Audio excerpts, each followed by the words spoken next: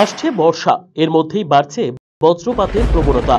সম্প্রতি রাজ্য জুড়ে বজ্রপাতে বাড়ছে মৃত্যুর ঘটনা। প্রসঙ্গত বৃহস্পতিবার মালদা জেলার বিভিন্ন প্রান্তে ঘটেছে বজ্রপাতের মতো ঘটনা।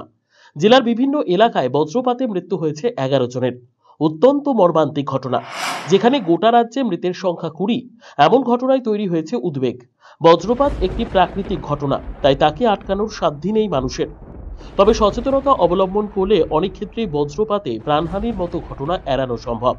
কিন্তু কিভাবে তা সম্ভবপর হবে? বিশেষ করে উত্তর দিনাজপুর জেলা কৃষি নির্ভর হিসেবে পরিচিত, তাই এই জেলার অধিকাংশ মানুষকেই কৃষিকাজের জন্য মাঠে ঘাটে যেতে হয়। ফলে তাদের ক্ষেত্রে দুর্ঘটনার ঝুঁকি অনেক বেশি থাকে। তাই অবিলম্বে তাদের অনেক বেশি সচেতনতা অবলম্বন করা উচিত বলে জানাচ্ছেন বিশেষজ্ঞরা। রায়গঞ্জের ভূগোলের শিক্ষক চন্দ্রনারায়ণ সাহা জানিয়েছেন, আর কদিন পরেই মৌসুমী বায়ু প্রবেশ করবে। তখন ঘন কালো মেঘে ঢেকে যাবে আকাশ। এই মেঘ দু ধরনের শক্তির সৃষ্টি করে, একটি ধনাত্মক, অপরটি ঋণাত্মক। এই দুই শক্তি আকাশে যখন স্পার্ক করে, তখন বিদ্যুতের সৃষ্টি হয়, যা নেমে আসে ধরায়।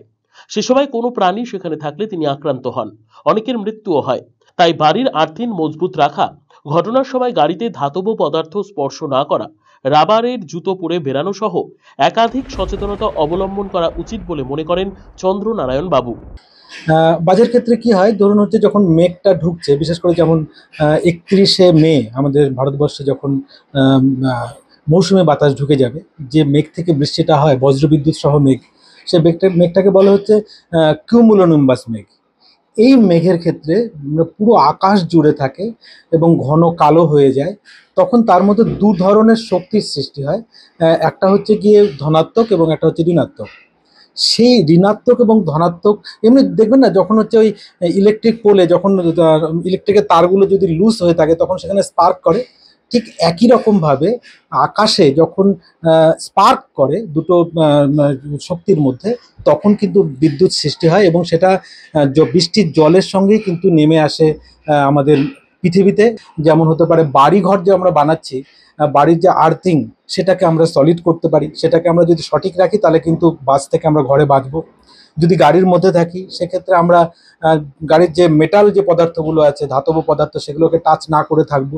একান্তই যদি বাইরে বেরোতে হয় তাহলে রাবারের জুতো পরে বেরোবো। একান্তই যদি বজ্রপাত কারোর উপর হয়ে যায় তাহলে কিন্তু আমরা জানি ইলেকট্রিকের শক লাগলে যে সমস্ত কাজগুলো করা উচিত সেগুলো যদি করতে পারি তাহলে কিন্তু আমরা তাকে বাঁচাতে পারবো।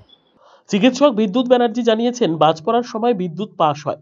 সে সময় মানুষ সেখানে থাকলে তার শরীর স্পর্শ করে বিদ্যুৎ, তাতে দুর্ঘটনার কবলে পড়েন তারা। তাই বাজ পড়ার পরিস্থিতি তৈরি হলে অবিলম্বে ফাঁকা জায়গা ছেড়ে শেডের নিচে চলে যাওয়া উচিত। এছাড়াও বজ্রপাতে আহত হলে যত দ্রুত সম্ভব হাসপাতালে আনা উচিত, তাতে কিছুটা হলেও প্রাণ বাঁচানো যেতে পারে।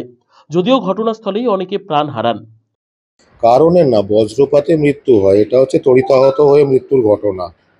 মানে বাজ পড়া মানে কি, একটা ইলেকট্রিক্যাল কারেন্ট পাস করে, সেখানে কোনো মানুষ যদি থাকে তার শরীরের মধ্যে দিয়ে সেটা পাস করলে তড়িতাহত হয়ে মৃত্যু হয়। মানে কি সাবধানতা অবলম্বন করা উচিত? সাবধানতা যাতে এমন জায়গাগুলো এড়িয়ে চলা উচিত যেখানে বজ্রপাতের সম্ভাবনা বেশি, যেমন ফাঁকা মাঠ বা ফাঁকা জায়গা। সেখানে বজ্রবিদ্যুৎ সহ মেঘ শুরু হলে সেখানে না থাকাই ভালো, ছাউনির নিচে বা বাড়ির মধ্যে থাকাটাই সেফ। তৎক্ষণাৎ হচ্ছে দ্রুত তাকে হাসপাতালে নিয়ে আসা, এটাই হচ্ছে একমাত্র কাজ। সেখানে যত দ্রুত আনা যায় তত একটা বাঁচাবার সম্ভাবনা তৈরি হয়, কিন্তু বেশ কিছু বাজ পড়ার মৃত্যু তৎক্ষণাৎ ঘটে যায়। RCTV সংবাদ, রায়গঞ্জ।